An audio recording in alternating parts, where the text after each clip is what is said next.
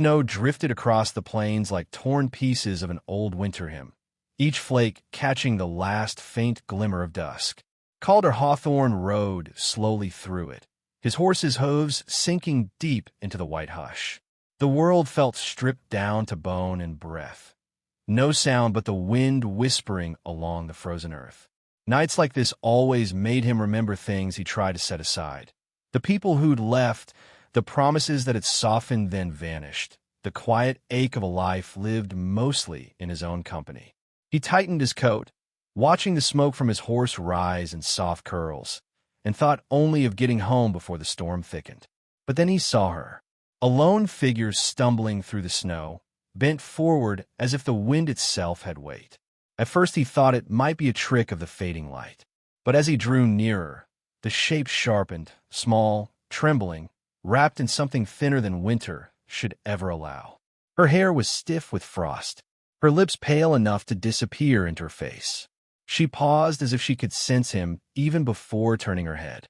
And in that moment, Calder felt something shift inside him, the same way a quiet cabin shifts when someone steps onto its porch. By the time he reached his door, she was already there, leaning on the frame as if it were the last thing holding her upright. Snow clung to her eyelashes. Her hands shook uncontrollably as she tried to pull her thin blanket tighter around her shoulders. Even in the weak firelight spilling from the window, he could see how badly the cold had taken her. "I'll die in the cold outside," she whispered, voice brittle as snapped twigs. There was no hesitation in him, not the slightest flicker of doubt. Calder pushed the door wide and moved aside in a single, instinctive motion. "Come right now." She stepped inside as though crossing a boundary between worlds, one cruel, one merciful. Heat from the fireplace washed over her, making steam rise from her shivering form. She stopped near the hearth, not too close, as if afraid she would be scolded for wanting warmth. Calder closed the door behind them. The blizzard's howl softened to a murmur. For the first time, he saw her clearly, a native woman, perhaps his age or younger, exhaustion carved into her features like weather marks on stone. Her eyes darted around, wary, assessing whether this kindness came with a price. "You're safe here," he murmured, setting his hat aside. He didn't move toward her. He made sure of that. Instead, he kept a respectful distance, giving her space to breathe. He poured warm tea and placed it on the small table nearest her, but stepped back before she reached for it. She lifted the cup carefully. The faintest sigh escaped her, a sound of something loosening inside, a rope finally untied. "You didn't have to let me in," she said quietly. Calder scratched the back of his neck, unsure how to respond. "Cold doesn't care who a person is," he said. "So neither should I." A faint, almost disbelieving smile flickered across her face before fading back into caution. She sat on the edge of the chair, posture straight, like someone who had been turned away too many times to relax easily. "I'm Iana," she finally offered. "Iana Redbird." "Calder Hawthorne," he replied. "Most folks just call me Cal." She nodded, eyes dropping to her hands. "Town wouldn't take me in," she murmured. Shame tinged her voice, though he knew it shouldn't have been hers to carry. "The innkeeper said rooms were full. Sheriff Grilly told me I ought to keep moving. Said trouble comes from people like me staying too long." Calder's jaw tightened. He had known the sheriff to be brash, but cruelty was something else. The kind that made a person feel smaller than their shadow. "You deserved shelter," he said softly. Anyone could see that. Her breath hitched, but she didn't look up. She seemed afraid to accept the kindness fully, as if doing so would break whatever. Fragile spell kept her safe for the moment. The fire snapped, sending sparks into the dim cabin. Snow hissed against the window. Iana's shoulders slowly eased, her trembling making room for exhaustion instead. "I don't mean to cause trouble," she whispered. "I know." He didn't say more. Sometimes too many words made wounds sting worse.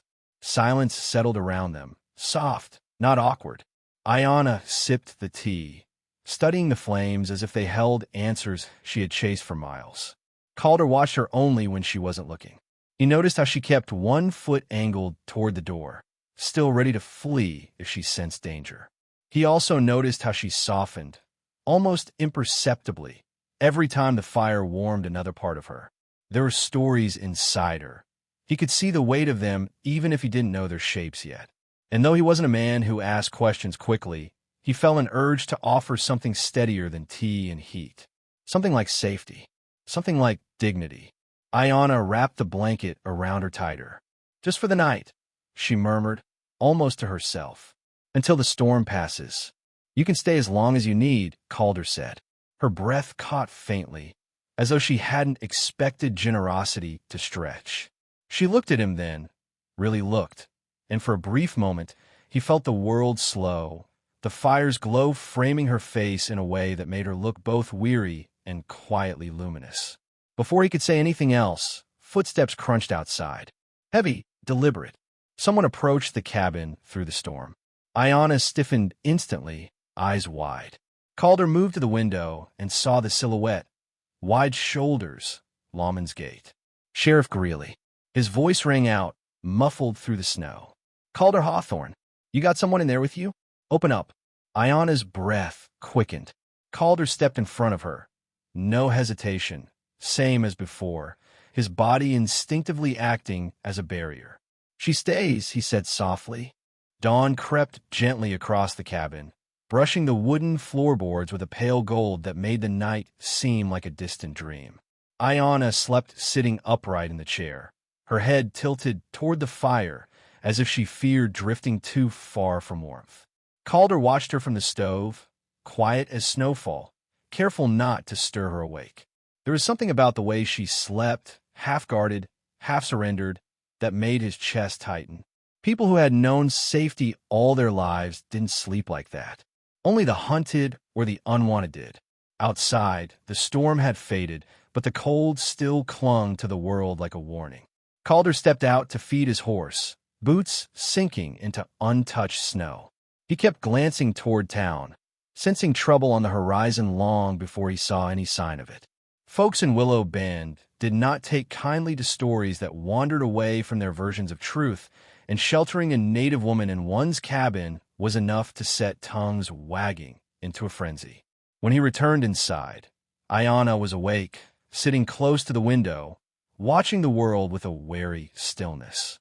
The borrowed coat draped around her shoulders seemed to swallow her frame, but her eyes, deep, steady, quietly fierce, held their ground. "You don't need to worry," Calder said softly. "Sheriff won't show again so early." Ayanna didn't answer at first. Instead, she touched her fingers to the frost gathered on the glass. "They fear me," she murmured, "or what they think I am." Calder brewed more tea, letting the steam rise between them before handing her the cup. "Maybe they fear what they don't understand." She gave a faint, tragic smile. "Most dangerous fear of all." By midday, Ephraim Pike trudged up the path to Calder's cabin, scarf pulled to his chin. Calder opened the door before he could knock. Ephraim's eyes flicked inside, softening when he caught sight of Ayanna. "Cal," he whispered, "you need to know. Martha's stirring folk up. Sheriff, too. Talk as you're hiding. Trouble." He shifted uneasily. "That woman they turned away last night. They say you're putting the town at risk by keeping her." Ayanna lowered her gaze, shame sliding over her features like a shadow. Calder felt something inside him tighten. A protective cord he hadn't known still existed. "She isn't trouble," Calder said firmly. Ephraim nodded. "I know, but they don't." After the old storekeeper left, Ayanna sat by the fire and folded her hands in her lap. Her fingers trembled slightly. She wasn't afraid for herself. Calder could see that. She was afraid of being the cause of more pain, more burden, more whispers. People who had carried too much always feared adding even an ounce more weight to someone else's shoulders. That evening, she finally shared the rest of her story.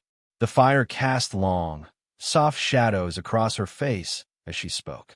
Her family had fallen ill in the early winter. Burials came before the snow had fully settled.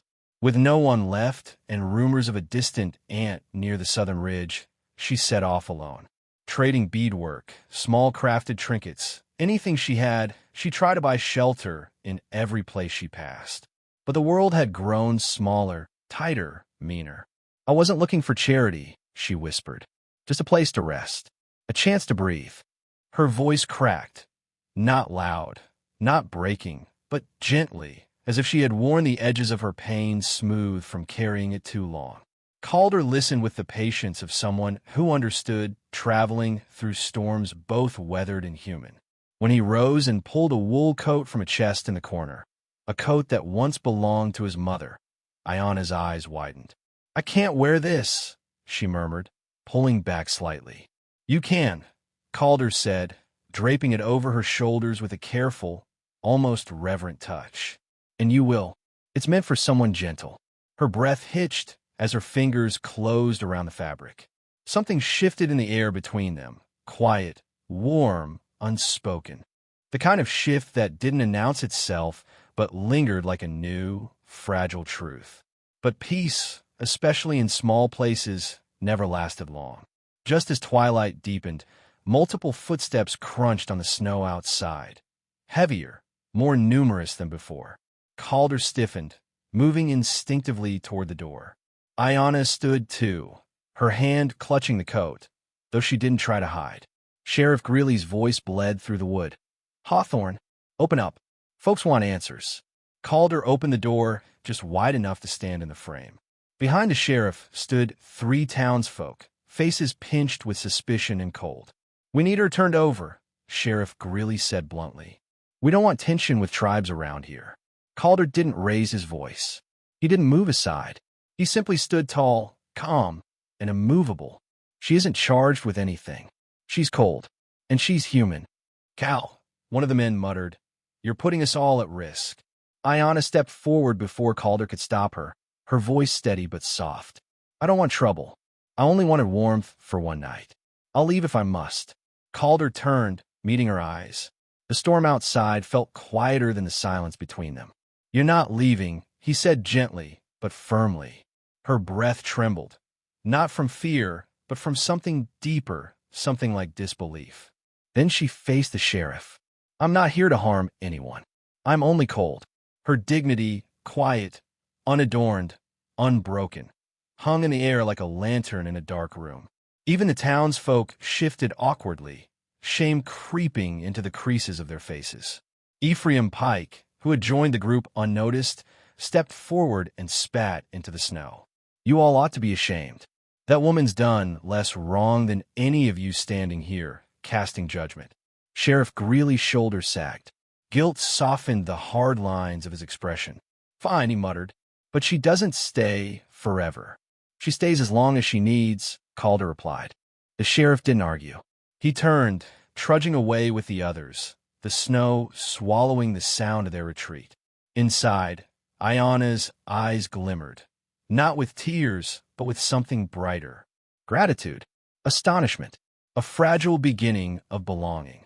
They shared a simple meal afterward, sitting closer than they had the night before. No declarations were spoken.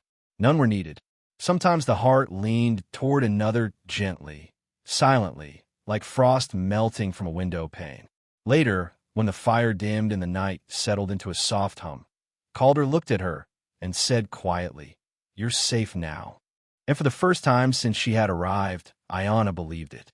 But the story didn't end with safety. It ended with something quieter, deeper, an old-soul truth spoken not to her, but to the one who would someday remember this moment. Years later, the narrator would recall this night and say, "Sometimes the world freezes a person so thoroughly that surviving becomes a miracle shaped by another's open door. Sometimes courage isn't a shout. It's a quiet step forward when fear crowds the doorway. And sometimes the gentlest acts of grace carve paths no storm can erase. Remember this. Kindness doesn't always change the world at once, but always changes someone. And that is where all miracles begin.